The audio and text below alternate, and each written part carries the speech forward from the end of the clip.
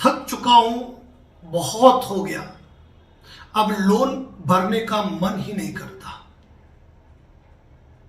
क्या करें? साथियों, advocate Narendra Joshi YouTube channel पर आपका हार्दिक स्वागत है। साथियों, जैसा कि आप जानते हैं, लोन डिफॉल्टर के हक और उनके अधिकारों के बारे में हम यूनिक कंटेंट आपके सामने लाते रहते हैं और आज ये कंटेंट है कि मैं थक चुका हूं, अब मुझसे लोन की ईएमआई भरी नहीं जाती है और भरने का मन ही नहीं करता है। अब मुझे क्या करना चाहिए? साथियों, ये परिस्थितियां तब आती हैं, ये परिस्थितियां तब आती है जब हम मल्टीपल लोन के दलदल में धंस जाए।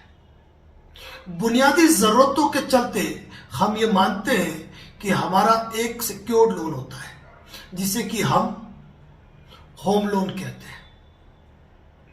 दूसरी जरूरत आज की तारीख में टू व्हीलर या फोर व्हीलर बन चुका है, जो भी सिक्योर्ड लोन की डेफिनेशन में आता है। लेकिन जब आप कोई एक लोन लेकर उस लोन को अच्छे तरीके से टाइमली रीपे करें, तो आपकी बनती है एक अच्छी सिविल स्कोर रिपोर्ट और क्रेडिट हिस्ट्री। और इसी क्रेडिट हिस्ट्री को देखकर बैंक आपको लोन पर लोन देता है, चाहे बैंक हो या एनबीएफसी हो।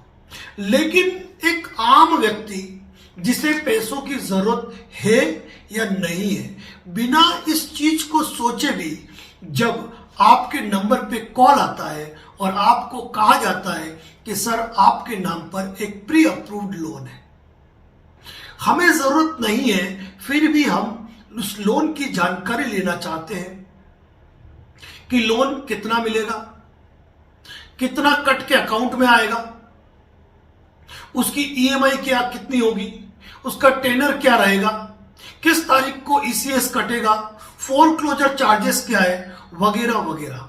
और फिर हम कहते हैं कि सोच के जवाब देता हूं। सामने वाले को इंडिकेशन मिल गया और वह आपको फोन पे फोन करता है और उसी समय न जाने क्यों आपके दिमाग में कुछ ख्याल आता है। आप सोचते हैं कि घर का कोई काम अधूरा पड़ा है, मैं उस काम को पूरा कर दूं, या एक वाहन लाना, इस वाहन को ले आऊं, या वाइफ कब से कह रही है ज्वेलरी की डिमांड, तो उसकी ज्वेलरी की डिमांड पूरी कर दो, या फिर कोई और जरूरत जो उतनी निहायती जरूरत नहीं थी, लेकिन आपने सोचा लोन ले लो। और यूं करते करते उस एक लोन के बाद में दो लोन के बाद में तीन लोन और तीन लोन के बाद चार लोन। और एक सबसे बड़ी बात जो आज की तारीख में युवाओं की सुनने में आ रही है, मैं किसी का नाम नहीं लेते हुए ये कहूंगा कि कॉल बुकिंग के दौरान कई युवा जब हमें फोन करते हैं तो कहते हैं कि सर, इस पैसे को मैंने स्टॉक मार्केट में लगा दिया, सोचा कि 2 गुना हो जाएगा, 4 गुना हो जाएगा, 10 गुना हो जाएगा और मैं कमाकर राशि चुका दूंगा। आप ये क्यों भूल जाते हैं कि अगर स्टॉक मार्केट में या इन जैसी जगह पर इन्वेस्टमेंट करने से, गैम्बलिंग करने से पैसा यदि 2 गुना और 4 गुना होता, तो एनबीएफसी कंपनी आपको लोन क्यों नहीं देती? लोन क्यों देती? वो पैसा वो खुद ही इन्वेस्ट क्यों नहीं करती? लेकिन जब तक हम ये बात सोचते हैं, विचार करते हैं, तब तक देर हो जाती है और हम कर्ज के दलदल में धंसते जाते हैं और फिर सोचना पड़ता है, थक गया हूं, अब लोन की ईएमआई भरने का मन ही नहीं करता। कारण कि ये है कि 5 तारीख की ईएमआई है, उसका एडजस्टमेंट 1 तारीख से करना शुरू किया, 10 तारीख को दूसरी ईएमआई कट रही है, उसकी व्यवस्था में लग गए, क्रेडिट कार्ड का रोटेशन कर रहे हैं, रिश्तेदारों से ले रहे हैं, या कोई छोटा लोन लेकर बाकी लोन की ईएमआई पे कर रहे हैं। और इसी उधेड़बुन के अंदर हम कर्ज के गहरे दलदल में फंसते जाते हैं। तो साथियों, एक बात ध्यान रखिए, थक गया वो जो शब्द है ना, वो आपको तोड़ देने वाला है। यदि आप वास्तव में कर्ज के दलदल में धंस चुके हैं और आपके पास कोई पर्याप्त साधन नहीं है कि आप उस राशि का भुगतान नहीं कर पा रहे, तो आपको किसी भी एक फाइनेंशियल एक्सपर्ट एडवोकेट से मिलकर आप बात करें। और जब बात करने जाए ना, तब एक चार्ट बनाकर ले जाए। मेरी वीडियो भी सुन लीजिए, क्योंकि कई लोग जब कॉल बुकिंग करते हैं तो वह अपनी डिटेल ही नहीं दे पाते हैं। जब आप किसी ऑनलाइन एक्सपर्ट एडवोकेट से राय लें या फिर किसी ऑफलाइन अपने एरिया में एडवोकेट से कंसल्ट करें, तब आपको चाहिए कि यदि आप कर्ज के दलदल में धंस चुके हैं और बाहर नहीं निकल पा रहे हैं, तो आपको चाहिए कि आप किस बैंक एनबीएफसी से लोन लिया है, उसका लोन अकाउंट नंबर क्या है, उसका लोन अमाउंट क्या है, कितनी ईएमआई है, ईएमआई कितनी चुका दी, कितनी ईएमआई चुकाना बाकी है, कब से आप लोन डिफॉल्ट कर दिया आपने या नहीं किया है तो नहीं, और आपने बतौर सिक्योरिटी क्या दिया है। मॉर्गेज लोन है तो मॉर्गेज लोन की डिटेल, चेक नंबर वगैरह दे रखे तो चेक वगैरह की डिटेल, सेक्शन 25 यानी कि जो ईसीएस बाउंस पे होता है वो होता है मेनली ऑटो डेबिट, तो ऑटो डेबिट परमिशन है तो ऑटो डेबिट परमिशन। जब तक आप ये चार्ट पे बनाकर किसी एडवोकेट से बात नहीं करेंगे ना, कोई भी आपको एक अच्छा सजेशन नहीं दे पाएगा। क्योंकि किसी भी एडवोकेट को या फाइनेंशियल एक्सपर्ट को आपको कोई भी सलाह देने से पहले आपको देखना पड़ता है, उसको देखना पड़ता है कि आपके नंबर ऑफ लोन्स कितने हैं, ईएमआई कितनी है, और उस ईएमआई के साथ में क्या आपने डिफॉल्ट कर दिया, कितनी ईएमआई भर चुके हो, यह देखना एक महत्वपूर्ण विषय है। और साथ में कुछ महत्वपूर्ण जानकारियां जो आप कभी अपने एडवोकेट्स को नहीं देते हो, क्योंकि वो पूछते नहीं है। बिना पूछे आपको बताना है कि मैं राजकीय कर्मचारी हूं, मैं आईटी सेक्टर में नौकरी करता हूं, मैं महीने का इतना कमाता हूं, मेरी ये जिम्मेदारियां हैं, इस लोन के अलावा मेरा पर्सनल लोगों से इतना लेन देन है, मेरे पास क्या प्रॉपर्टी है, इसके बाद मेरे पिताजी के नाम पर क्या संपत्ति थी, यानी कि मेरे कितनी एलआईसी चल रही है, म्यूचुअल फंड, शेयर बाजार वगैरह वगैरह, कितने सेविंग अकाउंट है, फर्म है तो फर्म का स्टेटस क्या है, क्या लोन फर्म के नाम पर है, फर्म के नाम पर है तो क्या को एप्लीकेंट है, को एप्लीकेंट है तो कौन है। यानी कि यदि आप किसी भी एडवोकेट से मिले तो वहां पर सर्वप्रथम आपको ये जानकारी देनी है, वो पूछे या नहीं पूछे, क्योंकि इन्हीं सारे जवाबों से निकलेगा आपका समाधान। क्योंकि किसी भी लोन डिफॉल्टर मैटर में, जैसा कि मैं खुला कहता हूं, लोन डिफॉल्ट किया है ये गलती है आपकी, आपने लोन लिया था, आपको लोन चुकाना था, लेकिन किसी विषम परिस्थिति और आर्थिक हालातों के चलते यदि आप लोन राशि का भुगतान नहीं कर पा रहे हैं और आपको लोन रिकवरी एजेंट हरेसमेंट कर रहे हैं, आपको फर्जी नोटिसेस भेज रहे हैं, आपके घर की डोरबेल रात को आकर बजा रहे हैं, आपको धमकी भरे कॉल आ रहे हैं, आपको फेक और रियल लीगल नोटिसेस आ रहे हैं, इन सारी कंडीशन के अंदर कोई फाइनेंशियल एक्सपर्ट एडवोकेट या बंदा जो कि आपके लोकल क्षेत्र का है आपको बेहतर जानकारी दे पाएगा। लेकिन वो दे तभी पाएगा जब आप अपनी जानकारी उससे साझा करेंगे, और ये सारी जानकारियां जो आपको बताई है वो आपको साझा करनी है। और इसमें सबसे बड़ी भूमिका जो है ना, वो है आपके उम्र की और आपके रोजगार की। जब तक ये दो जानकारी आप नहीं दोगे तो आप सोचोगे सर उम्र का क्या है, उम्र का लोन से बड़ा ही गहरा ताल्लुक है, बड़ा ही गहरा ताल्लुक है। आपके लोन नेचर पर, आपकी उम्र पर, आपके द्वारा दी गई डिटेल पर यह डिसाइड होता है कि आप लोन मॉरिटोरियम के हकदार हैं या नहीं है, आपको लोन रिस्ट्रक्चर का लाभ मिल सकता है या नहीं मिल सकता है। यदि आप कोई प्रायर नोटिस देंगे तो आपको लोन रिस्ट्रक्चर का देना चाहिए या फिर आपको लोन मॉरिटोरियम का देना चाहिए, या कोई तीसरा बेनिफिट जो आपके लिए बेहतर हो वो लिया जा सके। तो कहने का मतलब है केवल ये मत सोचो कि अब लोन भरने का मन नहीं है तो मैंने बंद कर दिया। भाई सोचो, आप जिस कंपनी ने आपको लोन दिया है, आपको 5 लाख, 10 लाख, 15 लाख, 1 लाख रुपया दिया है, और आपने 2, 4, 5, 10, 15 ईएमआई भर दी है और आगे की कोई राशि नहीं भरी है, तो क्या वह अपने लोन की रिकवरी नहीं करेगी? और लोन की रिकवरी करेगी तो क्या वह येन केन साम दाम दंड भेद हर नीति नहीं अपनाएगी? तो उन नीतियों से बचने के लिए आप सेफ रहे, आप अपने रोजगार पर ध्यान दे पाए, आप अपने काम पर ध्यान दे पाए और भविष्य में लोन का सेटलमेंट कर पाए, इसके लिए महती आवश्यकता यह है कि सामने वाला इस बात को समझे। यदि आपका लोन डिफॉल्ट हुआ है तो भी, नहीं हुआ है तो भी, दोनों ही अवस्था में आपको कंपनी को प्रायर नोटिस देना चाहिए और इसी प्रायर नोटिस के साथ बनता है एक इंटीमेशन लेटर। इंटीमेशन लेटर एक महत्वपूर्ण भूमिका निभाता है, जिसके बारे में हम कल परसों में एक और वीडियो पोस्ट करेंगे कि क्या है इंटीमेशन लेटर की महत्वपूर्ण भूमिका जो आपको रिकवरी एजेंटों से बचाव का काम करेगी। तो साथियों, हमारा कहना है कि यदि आप कर्ज के दलदल में फंस चुके हैं, आपके पास कोई चल अचल संपत्ति नहीं है जिसको बेच के आप लोन का सेटलमेंट कर पाए, तो ऐसी स्थिति में आपको अपनी फेयर इंफॉर्मेशन के साथ, क्योंकि कहते हैं कि डॉक्टर से बीमारी और वकील से अपनी परेशानी यदि आप छुपा के बात करोगे तो नुकसान में केवल आप रहोगे। और ऐसा नहीं है कि आपने लोन की 2-4 EMI नहीं भरी तो आपको कोई सजा हो जाएगी, इसलिए दिमाग में ये चीज भी नहीं लाना। लेकिन उसके लिए क्या तरीके हैं, किन तरीकों से एक लोन डिफॉल्टर मुसीबतों से रूबरू होने से कम होगा, बचेगा, किस तरीके से कानूनी अधिकारों का वो यूटिलाइज कर सकता है, किस तरीके से वो लोन का सेटलमेंट कर सकता है, ये सारी जानकारियां आपको अपने एडवोकेट से लेनी है। साथियों, कई लोग ये कहते हैं कि सर, जब हम अपने एरिया के एडवोकेट के पास जाए तो हम कैसे पता लगाएं कि वह फाइनेंशियल एक्सपर्टीज रखता है या नहीं, क्या वो हमारा बचाव कर पाएगा।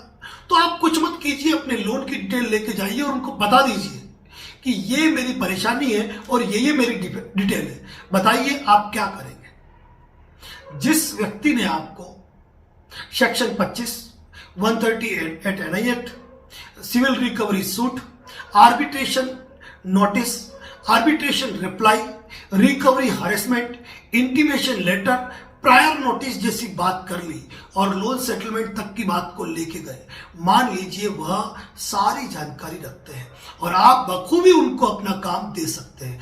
लेकिन उनको काम देने से पहले आपको ये बात करनी पड़ेगी कि इस मैटर में हो सकता है 5 से 6 बार नोटिस की जरूरत पड़े, रिप्लाई की जरूरत पड़े, तो जो भी बात हो आपको एक बार में कर लेनी चाहिए। साथियों, लोन नहीं भर पा रहा हूं, थक चुका हूं, यदि आप जेन्युइन रीजन से डिफॉल्टर है तो आप राहत पाने के हकदार हैं। लेकिन यदि आपके पास पैसा है, किसी तरह इस मुद्दों को निपटा सकते हो, तो आपको इस बला को अपने गले से निकाल देना चाहिए। बाकी तो मैं यही कहूंगा, यदि आप अनसिक्योर्ड लोन के जाल में उलझे हो और केवल सिविल स्कोर के लिए आप अपने लोन को मेंटेन करके और उलझते जा रहे हो, तो कल कोई चमत्कार नहीं होगा, कोई डोनाल्ड ट्रंप आपको बचाने के लिए नहीं आने वाले हैं।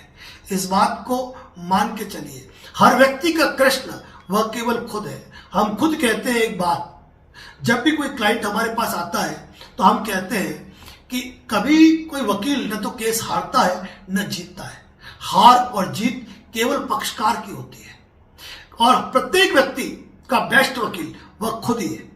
यानी कि जब तक आप अपना कंटेंट, अपनी सारी बात अपने एडवोकेट के साथ साझा नहीं करेंगे, दुनिया का कोई भी एडवोकेट आपके लिए एक बेटर रास्ता सजेस्ट नहीं कर सकता है। क्योंकि आपकी आर्थिक हालात के बारे में, आपके पारिवारिक इश्यू के बारे में जितना आप जानते हो उतना कोई नहीं जानता है। और जो बीत आप पे रही है ना, वो भी केवल आप ही समझ सकते हो कि आप कि रात को नींद नहीं आती है, दिन में खाना नहीं खाया जाता है, काम पे मन नहीं लगता है। लोन का ऐसा दर्द है ना जिसको बयां करना मुश्किल ही नहीं, नामुमकिन है। साथियों, लोन डिफॉल्ट से रिलेटेड ढेरों वीडियो हमने हमारे चैनल पर पोस्ट कर रखे हैं और हम हमेशा यही सजेशन देते हैं आपको, यदि आपके पास पैसा है तो आप चुकाएं, लेकिन आप लोन पर लोन लेकर लोन चुकाएं, यह एक रॉन्ग प्रैक्टिस है जो आपको जीवन भर उलझा के रख देगी।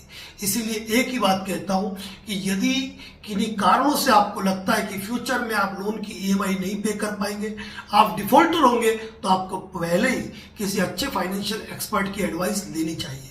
यदि 1, 2 या 3 EMI डिफॉल्ट हो चुकी है तब भी आपको राय ले लेनी चाहिए और प्रायर नोटिस रवाना करना चाहिए। प्रायर नोटिस का रिप्लाई जब भी आए उसका रिप्लाई फाइल करना चाहिए। अपनी ईमेल आईडी और टेक्स्ट मैसेज को जरूर चेक करें।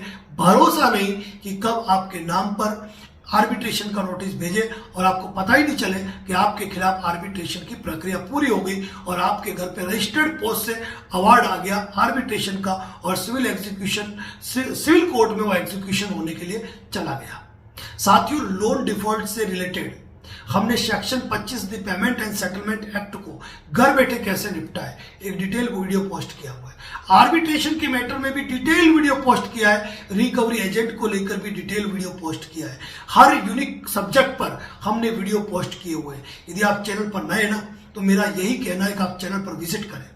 चैनल पर विजिट करके यदि सारे वीडियो आप हमारे देख लेते हैं तो यह हमारा परम विश्वास है कि आप जितने हैरान परेशान है मानसिक तनावों से गुजर रहे हैं वह सारे तनाव आपके दूर हो जाएंगे। साथियों, इसी प्रकार के लीगल अपडेट, कानूनी जानकारी और लोन डिफॉल्टर के हक और अधिकारों के लेकर हमारे वीडियो पोस्ट होते हैं हमारे फेसबुक पेज पर और यूट्यूब चैनल पर। आप चैनल पर विजिट करें, ढेरों वीडियो है, देखें। फिर भी यदि आपके मन में कोई सवाल रह जाता है और आपको लगता है कि व्यक्तिगत बात करनी आवश्यक है तो आप कॉल बुकिंग करवा के बात कर सकते हैं। और वैसे तो हमारा सजेशन ये होता है कि आपको नियरेस्ट एडवोकेट के पास कांटेक्ट करना चाहिए। कई लोग ये कहते हैं कि सर मेरा घर कुर्क हो गया, मेरे घर पे नोटिस लग गया, ऐसी स्थिति में क्या करें। तो ये स्थितियां आने के लिए जिम्मेदार आप है कि आपने अपने आप को प्रायर रूप से तैयार नहीं किया और ऐसी स्थिति में आपको किसी भी ऑनलाइन एडवोकेट की राय के चक्कर में नहीं पड़ के आपको नियरेस्ट एडवोकेट से ही कांटेक्ट करना चाहिए। साथियों, लोन डिफॉल्ट को लेकर हमने एक पूरी सीरीज चला रखी है जहां पूरे कानून से जुड़े मुद्दों पर जानकारी देते हैं। जहां एक वीडियो हमने ऐसा भी पोस्ट किया है कि यदि आप लोन के दलदल में फंस गए हो ना और आपके परिवार वालों को मालूम नहीं पड़े, इसके लिए आप लोन लेकर लोन चुकाते जा रहे हो और रिकवरी एजेंट आपके घर पे नहीं आए। जब तक इस डर में रहोगे ना, इस जंग से जीत नहीं पाओगे। इसीलिए हमारा एक वीडियो पोस्ट है इस चैनल पे जहां वीडियो के थंबनेल में लिखा है कि अपने परिवार को ये वीडियो शेयर जरूर करें। आप चैनल पे जाइए, उस वीडियो को देखिए, वहां से लिंक कॉपी कीजिए और अपने परिवार वालों को व्हाट्सएप कीजिए। यदि आप नहीं बता पाए हो, आपकी आवाज में, आपकी भाषा में आपके भाई एडवोकेट नरेंद्र जोशी ने एक ऐसा वीडियो बनाया है। यदि आप अपने परिवार वालों को कहते हैं इस वीडियो को 2 बार सुन लीजिए, मुझे कुछ कहना है, कुछ कहने की जरूरत नहीं पड़ेगी, आप खुद ब खुद समझ जाओगे। जब वह वीडियो यदि आपके परिवारजन देख लेंगे ना, और दुनिया में एक बात है, जिसके साथ जिसका परिवार खड़ा है ना, दुनिया की कोई ताकत उसको हरा नहीं सकती है, उसको डरा नहीं सकती है, उसको दबा नहीं सकती है। इसलिए यदि आप लोन के दलदल में फंसे हो ना तो परिवार को तो शेयर करो। और परिवार को शेयर करने का सबसे बड़ा आधार जो हमारा वीडियो है जिसमें हमने लिखा हुआ है अपने परिवार को शेयर करें, वहां आपकी ही आवाज में मैंने आपके ही माता पिता, आपकी पत्नी, आपके बच्चों के लिए खुद बनकर बात की है, जिसे आप समझ पाएंगे बारीकी के साथ। साथियों, लोन डिफॉल्ट होने का मतलब ये नहीं है कि मल्टीपल लोन ले लो। लोन पे लोन लेकर लोन चुकाओ। यदि लोन के दलदल में फंस चुके हो तो एक एक्सपर्ट एडवाइस की आपको जरूरत है।